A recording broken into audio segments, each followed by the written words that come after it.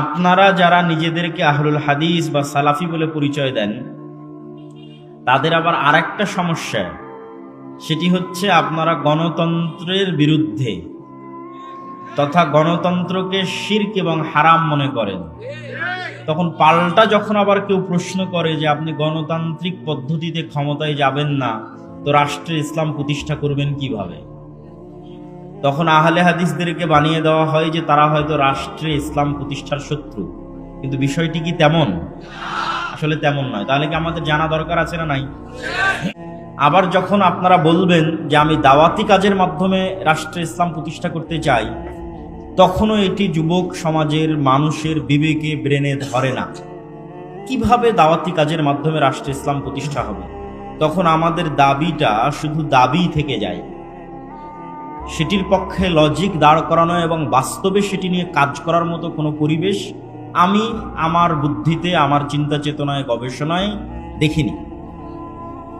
এটি আমাদের একটি দুর্বলতা। তো এই দুর্বলতা কাটিয়ে উঠে কিভাবে আপনি রাষ্ট্রে ইসলাম প্রতিষ্ঠা করবেন সালাফে সালেহিনের মানহাজ অনুযায়ী, তা আমাদের জানার দরকার আছে। তার পূর্বে আলোচনা করি সংক্ষিপ্ত, এই বিষয়ে আলোচনা করতে গিয়ে সংক্ষিপ্ত আলোচনা, রাষ্ট্রে ইসলাম বলতে কি বোঝায়। তাত্ত্বিক আলোচনা না করে একদম সহজ ভাষায় আপনাদেরকে বুঝতে হবে রাষ্ট্রে ইসলাম বলতে কি বোঝায়।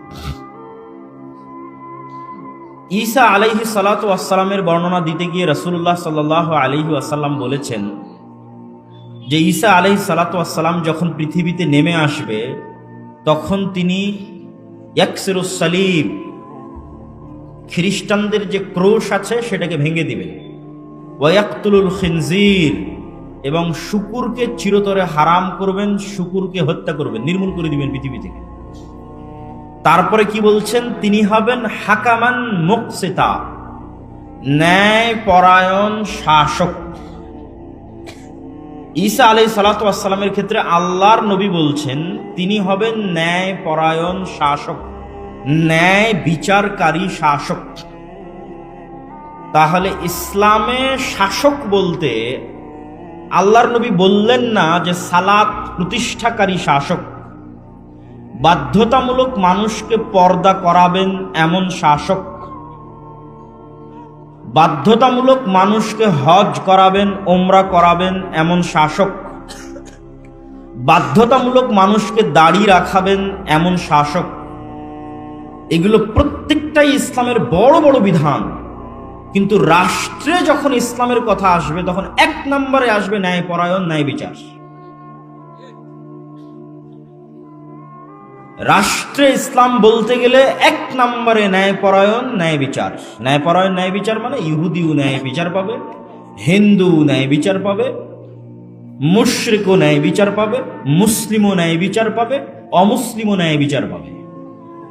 ন্যায় প্রতিষ্ঠা করতে পারা ইসলামী রাষ্ট্রের মূল মানদণ্ড এবং ভিত্তি। আর এখান থেকেই আপনি বুঝে নেবেন যে আমাদের দ্বারা কেন রাষ্ট্রে ইসলাম প্রতিষ্ঠা সম্ভব নয়, কেন বাংলাদেশের মুসলমানদের দিয়ে রাষ্ট্রে ইসলাম প্রতিষ্ঠা সম্ভব নয়। তার এই একটা কারণই যথেষ্ট। সেটি কি? যেহেতু রাষ্ট্রে ইসলাম প্রতিষ্ঠা মানে সর্বপ্রথম ন্যায়পরায়ণতা, ন্যায় বিচার, তো মুসলমানের মধ্যেই তো ন্যায়পরায়ণতা নাই, ন্যায় বিচার নাই, তো তাকে দিয়ে আল্লাহ কি রাষ্ট্রে ইসলাম প্রতিষ্ঠা করাবেন? আল্লাহ করাবেন না। সালাত দিয়ে আমার মতো আপনার মতো মুসলমান জান্নাতে চলে যাবে, তাওহীদ দিয়ে আমার মতো আপনার মতো মুসলমান জান্নাতে চলে যাবে। কিন্তু রাষ্ট্রের মালিক হবে যদি ন্যায়পরায়ণতা না থাকে, আর সে রাষ্ট্রের মালিক হয়ে যাবে সালাত দিয়ে, রাষ্ট্রের মালিক হয়ে যাবে তাওহীদ দিয়ে, অসম্ভব।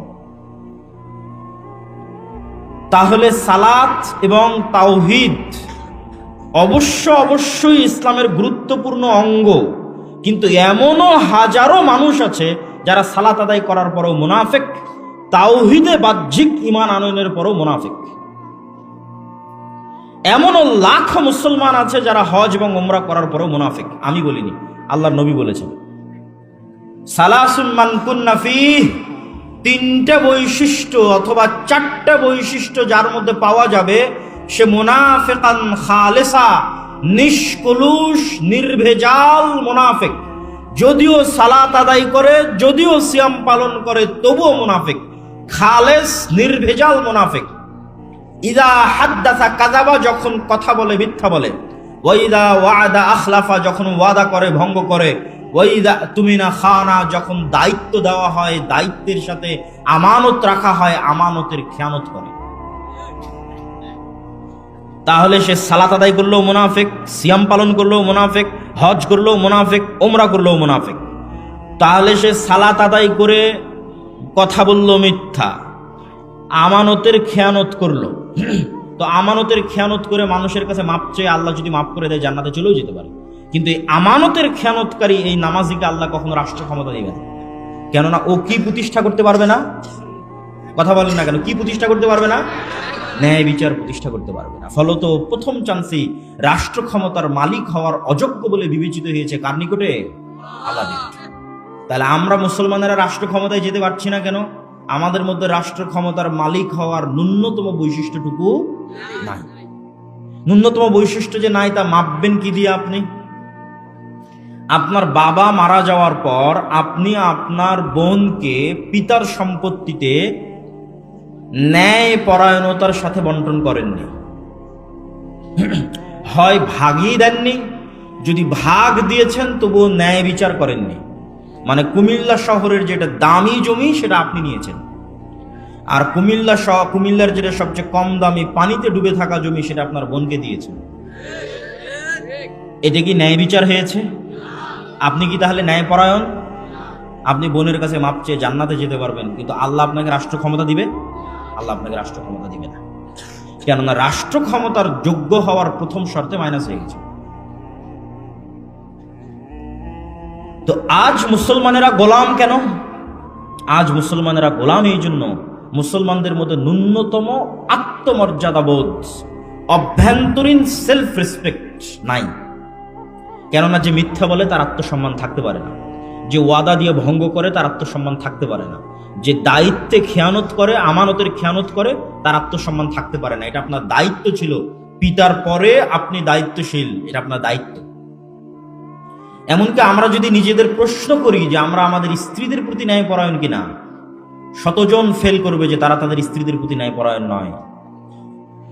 আর রাসূলুল্লাহ সাল্লাল্লাহু আলাইহি ওয়াসাল্লাম সম্পর্কে তার স্ত্রীদেরকে জিজ্ঞেস করা হোক তিনি ন্যায় বিচারক ছিলেন কিনা তার স্ত্রীদের মধ্যে। আমরা তো আমাদের স্ত্রীর হক পর্যন্ত ন্যায় বিচারের সাথে দিতে পারিনি, কিভাবে রাষ্ট্রের মালিক হব? পরিবারের দায়িত্ব পেয়ে ন্যায় বিচার করতে পারেনি, রাষ্ট্রের দায়িত্ব নিয়ে কেমনি ন্যায় বিচার করব? আর একই অবস্থা যে সারা পৃথিবীর মুসলমানদের, তার সবচেয়ে বড় উদাহরণ কি? গত 16 বছর এমন কোন ওসি, ডিসি, এসপি, মন্ত্রী, সাব রেজিস্ট্রার, এসিল্যান্ড ছিল না যে ওসি, ডিসি, এসপি, মন্ত্রী, এসিল্যান্ড, সাব রেজিস্ট্রার হাজি নয়, ওমরাকারী নয়, নামাজি নয়। তাহাজ্জুদ গুজার খুনি এমপি ছিল না? ছিল। তারপরে কি ছিল? প্রশ্ন ফাঁসের টাকা আল্লাহর রাস্তায় দান করেছে। এরকম দায়িত্বশীল ছিল না? ছিল। তাহলে আমরা আলেম ওলামা মানুষকে বুঝাতে পারিনি যে ইসলাম কি। সে মনে করেছে সে প্রশ্ন ফাঁসের টাকা আল্লাহর রাস্তায় দান করে দিবে, তার মাফ হয়ে যাবে। নাউজুবিল্লাহ মিন যালিক। অথচ সে ওই যে দায়িত্বে ছিল, ওই দায়িত্বের সাথে খেয়ানত করেছে। তার দায়িত্ব ছিল এটির আমানতকে রক্ষা করা, খেয়ানত করেছে। ওসিল্যান্ড, এসপি, এসি, মন্ত্রী সব নিজ নিজ দায়িত্বের সাথে খেয়ানত করতেছে, 24 ঘন্টা খেয়ানত করতেছে। তাহলে তারা প্রশ্ন হবে, তাহলে তারা কেন সালাত আদায় করে, কেন তাহাজ্জুদের সালাত আদায় করে, কেন আল্লাহর রাস্তায় দান করে? তারা এই প্রত্যেক সালাত দিয়ে, প্রত্যেকটা আল্লাহর রাস্তায় দান দিয়ে তাদের মুনাফিকিকে ঢাকতে চায়। তারা মুনাফিক, খাঁটি মুনাফিক। কিন্তু মুনাফিকিকে ঢাকবে কি দিয়ে? মুনাফিকি ঢাকতে হজ করতে গেছে। কেন? ও তো মিথ্যুক, ও তো মানুষের সম্পদ অন্যায়ভাবে মেরে খায়, ও তো মিথ্যা কথা বলে, ও তো নিজ দায়িত্বের সাথে 24 ঘন্টা খেয়ানত করে। একজন ওসি ল্যান্ড, একজন ওসি, ডিসি, এসপি, মন্ত্রী, মিনিস্টার 24 ঘন্টা তার দায়িত্বের সাথে খেয়ানত করতেছে। তাহলে নামাজ পড়ে কেন? ও নামাজ পড়ে ও যে মুনাফিক, এই মুনাফিকি ঢাকতে, আমল দিয়ে মুনাফিকি ঢাকতে চায়। সম্মানিত উপস্থিতি, এই সমস্ত মুনাফিক মুসলিমদের আল্লাহ সুবহানাহু ওয়া তাআলা কখনো দেশ, জাতি, রাষ্ট্রের দায়িত্ব দিবেন না। শুধু কি স্বাভাবিক সাধারণ মুসলমান, আলেম ওলামাদের মধ্যেও সবচেয়ে বড় কমতি আছে, আমাদের মধ্যেও সবচেয়ে বড় কমতি আছে ন্যায়পরায়ণতায়। যত মতভেদ তৈরি হয়েছে, দল তৈরি হয়েছে, ভাঙ্গন তৈরি হয়েছে, এই সমস্ত দল উপদল এবং ভাঙ্গনে মাসলা মাসাইলের চাইতে বড় কারণ ন্যায়পরায়ণতা। হয় আমির জালেম, না হয় মামুর জালেম। আপনি আমার থেকে লিখে নেন, স্বাক্ষর করে দিলাম, এখানে কোনো মাসলা মাসাইল নাই, কোনো আকীদা নাই, কোনো আদর্শ নাই, একজন জালেম আর একজন মাজলুম। যে নেতা সে ন্যায়পরায়ণতার সাথে নেতৃত্ব দিতে পারেনি, সে অকেই পদ দিয়েছে যে চামচামি করেছে। ইসলামী দলের নেতা তাকেই পদ দিয়েছে যে কর্মী চামচামি করেছে, আর যে ন্যায় নিষ্ঠার সাথে কাজ করেছে তাকে বের করে দিয়েছে।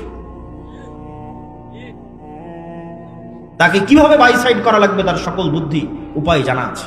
এভাবেই চলতেছে ইসলামী দল, এভাবেই চলতেছে ইসলামী মাদ্রাসা, এভাবেই চলতেছে ইসলামী মসজিদ। সব জায়গায় বাহ্যিকভাবে ইসলাম উপস্থিত আছে, কিন্তু অভ্যন্তরীণভাবে সব জায়গায় মুনাফিকি ছড়িয়ে আছে। তাহলে তাদেরকে আল্লাহ দায়িত্ব দিবে? তাদেরকে আল্লাহ সুবহানাহু ওয়া তাআলা দায়িত্ব দিবেন না। এই জন্য আল্লাহ সুবহানাহু ওয়া তাআলা পৃথিবীতে কোনো নবী রাসূলই পাঠাননি যে নবী রাসূল সত্যবাদী নন, ন্যায়পরায়ণ নন। এটা হচ্ছে নবী রাসূলদের জন্মগত বৈশিষ্ট্য, অন্য বৈশিষ্ট্য নয়, জন্মগত। নবী রাসূলের জন্মই হয়েছে সত্যবাদিতার উপর, জন্মই হয়েছে ন্যায়পরায়ণতার উপর। তারপরে আস্তে আস্তে আল্লাহ তাদের উপর বিধিবিধান দিয়েছেন, সেগুলো তারা পালন করেছেন, কিন্তু জন্ম হয়েছে ন্যায়পরায়ণতার উপর, সত্যবাদিতার উপর। শুধু তৎকালীন বিশ্বের মুসলমানেরা নয়, সাহাবীরা নয়, মুশরিকদেরকেও যদি আপনি দেখেন তাহলে তাদের এথিক্যাল তথা অভ্যন্তরীণ আত্মমর্যাদা ছিল অনেক উপরে। আবু সুফিয়ান রাদিয়াল্লাহু তাআলা আনহু যখন আল্লাহর নবীর শত্রু, সকল যুদ্ধে তার মুখোমুখি, তখনও তিনি বাদশাহ হেরাক্লিয়াসের দরবারে কাফের অবস্থায় আল্লাহর নবীর নামে একটা মিথ্যা কথা বলেননি। তিনি কাফের, মুশরিক, কিন্তু অভ্যন্তরীণভাবে তার আত্মমর্যাদা আছে। এই আত্মমর্যাদার কারণে লাইভ নাই, রেকর্ড নাই, কিচ্ছু নাই, কেউ রেকর্ড করে রাখবে না আবু সুফিয়ানের কথা, কেউ আবু সুফিয়ানের কথা লাইভ প্রচার করবে না। তারপর আবু সুফিয়ান মিথ্যা বলেনি। কার বিষয়ে মিথ্যা বলেনি? তার চিরন্তন শত্রুর বিষয়ে মিথ্যা বলেনি। এটা ছিল আবু সুফিয়ানের ন্যায়পরায়ণতা। এই জন্য তৎকালীন মক্কার মুশরিকরা যখন মুসলমান হয়ে গেছে, খালিদ বিন ওয়ালিদ যখন মুসলমান হয়ে গেছে, আমর ইবনুল আস যখন মুসলমান হয়ে গেছে, ওমর ইবনুল খাত্তাব যখন মুসলমান হয়ে গেছে, আবু সুফিয়ান যখন মুসলমান হয়ে গেছে, তো এরা তো এমনি বীর পুরুষ, এরা তো এমনি সত্যবাদী ন্যায়পরায়ণ, তার উপরে আবার তাওহীদের বিশ্বাস, ইসলামের বিশ্বাস। তো পৃথিবীতে এদেরকে থামাতে পারে এরকম কোনো শক্তি আছে? এরকম কোনো শক্তি নাই। মুহাম্মদ সাল্লাল্লাহু আলাইহি ওয়াসাল্লাম সালাত আদায় করেছে, ওমর ইবনুল খাত্তাব সালাত আদায় করেছে, আবু বকর রাদিয়াল্লাহু তাআলা আনহু সালাত আদায় করেছে, যখন তারা অভ্যন্তরীণভাবে শতভাগ ফ্রেশ। অভ্যন্তরীণভাবে ওমর ইবনুল খাত্তাব যখন শতভাগ ন্যায়পরায়ণ, শতভাগ আত্মমর্যাদা সম্পন্ন, শতভাগ ন্যায় বিচারক, তখন ওমর সালাত আদায় করছে, তখন ওমর সিয়াম পালন করছে, তখন ওমর হজ করছে, তখন ওমর উমরা করছে। এই সালাতের যে পাওয়ার, এইরকম সত্যবাদী ন্যায়পরায়ণ শাসক ওমরের সালাতের যে পাওয়ার, এটা আপনি কল্পনা করতে পারবেন না। এই জন্য হাজার হাজার কিলোমিটার দূর থেকে ওমরের হাইবাতে মানুষ ভয় পাবে। কিন্তু আমি আপনি তো সালাতে দাঁড়াচ্ছি শতভাগ কলুষিত হৃদয় নিয়ে। কেন কলুষিত হৃদয়? 24 ঘন্টা মিথ্যার মধ্যে, 24 ঘন্টা মানুষের সাথে অন্যায়ের মধ্যে, 24 ঘন্টা গীবতের মধ্যে, 24 ঘন্টা অপবাদের মধ্যে, 24 ঘন্টা নিজ নিজ দায়িত্বের খেয়ানতের মধ্যে। এই সালাতের কি দাম, এই সিয়ামের কি দাম, এই উমরা এই হজের কি দাম? এই উমরা, এই সিয়াম, এই হজ আপনাকে গোলামি থেকে মুক্তি দিবে না। প্রশ্ন আসতে পারে যে কেন বাংলাদেশের, পাক ভারতের মুসলমানদের এই অবস্থা? আমি আমার বক্তব্যে বলেছি যে 190 বছর ব্রিটিশদের অধীনে গোলামি থাকার কারণে, কলোনিয়াল যে সিস্টেম, ঔপনিবেশিক যে সিস্টেম, এই ঔপনিবেশিক সিস্টেমের গোলামির কারণে আমাদের রক্তের মধ্যে মিথ্যা ঢুকে গেছে। ওই পাঠানেরা তো মিথ্যা বলা জানে না। আফগানিস্তানের বর্তমান শাসক আল ইমারা আল ইসলামিয়া, তাদের আপনারা আকীদার ভুল ধরতে পারবেন, তাদের মাসলা মাসাইলের ভুল ধরতে পারবেন, কিন্তু ওরা ক্ষমতায় গেছে কি দিয়ে জানেন? ন্যায় পরায়ণতা দিয়ে ক্ষমতায় গেছে। মানে গোটা আফগানিস্তানের মানুষ বিশ্বাস করে যে কেউ যদি ন্যায় বিচার করতে পারে তাহলে এরা ন্যায় বিচার করতে পারবে, কেউ যদি টাকা না মারে তাহলে এরা তারা যারা টাকা মারবে না, কেউ যদি দুর্নীতি না করে তাহলে এরা তারা যারা দুর্নীতি করবে না। তো তারা কোনোদিন ব্রিটিশ বলেন, আমেরিকা বলেন, রাশিয়া বলেন কারো গোলামি করেনি। তো যখন কারো গোলামি করেনি তখন মিথ্যা বলা শিখেনি, যখন কারো গোলামি করেনি তখন মিথ্যা বলা শিখেনি। আত্মমর্যাদা ঠিক থেকেছে। ন্যায়পরায়ণতা দিয়ে শাসক হওয়া যায়, ন্যায়পরায়ণতা দিয়ে শাসক হতে হবে। সম্মানিত উপস্থিতি, রাসূলুল্লাহ সাল্লাল্লাহু আলাইহি ওয়াসাল্লাম বলেন, সাবআতুন ইউদিল্লুহুমুল্লাহ ইয়াওমা লা দিল্লা ইল্লা দিল্লুহ। 7 শ্রেণীর মানুষকে আল্লাহ সুবহানাহু ওয়া তাআলা কিয়ামতের মাঠে বিশেষ ছায়া দিবেন। তার 1 নাম্বার ইমামুন আদিল, ন্যায়পরায়ণ দায়িত্বশীল। ইবনুল কাইয়িম রাহিমাহুল্লাহ লিখছেন এই হাদিসের ব্যাখ্যায় যে একজন মানুষ সারা রাত ইবাদত করলো, আরেকজন মানুষ সারা দিন সিয়াম পালন করলো, এই মানুষ আর আরেকজন মানুষ, দুইজন মানুষের মধ্যে ন্যায়ের সাথে মীমাংসা করে দিল, এর নেকি বেশি। দুইজন মানুষের মধ্যে মীমাংসা করে দিল কিসের সাথে? ন্যায়ের সাথে। তো ন্যায়পরায়ণ দায়িত্বশীল আল্লাহর সুবহানাহু ওয়া তাআলার বিশেষ ছায়া 1 নম্বরে, আল্লাহর নবীর হাদিসে 1 নম্বরে ন্যায়পরায়ণ দায়িত্বশীল। সম্মানিত উপস্থিতি, আমরা আলোচনা করছিলাম ইসলামের সামগ্রিক বিজয় কিভাবে সম্ভব, সেটি বুঝাতে গিয়ে বলছিলাম রাষ্ট্রে ইসলাম মানে কি। আজকের পাশ্চাত্য বিশ্ব আমাদের শিখায় রাষ্ট্রে ইসলাম মানে হাত কেটে নেবে, রাষ্ট্রে ইসলাম মানে রজম করবে, রাষ্ট্রে ইসলাম মানে সবাইকে ঘরবন্দি করে পর্দা করতে বাধ্য করবে, রাষ্ট্রে ইসলাম মানে মেয়েদেরকে কাউকে পড়তে দিবে না।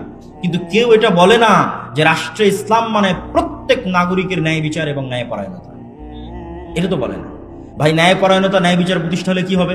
যে হাদিস দিয়ে শুরু করেছিলাম ওই হাদিসের পরের অংশ বলা আছে।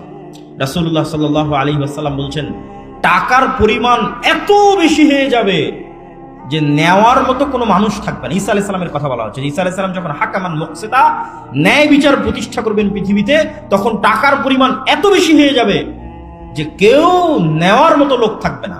তাহলে টাকা বেশি হওয়ার সাথে ন্যায় বিচারের সম্পর্ক কি? আপনাকে বুঝাই, যারা গণতন্ত্রের নামে ইসলাম প্রতিষ্ঠা করতে চায় তাদেরকে অংশটা খুব ভালোভাবে শুনতে হবে।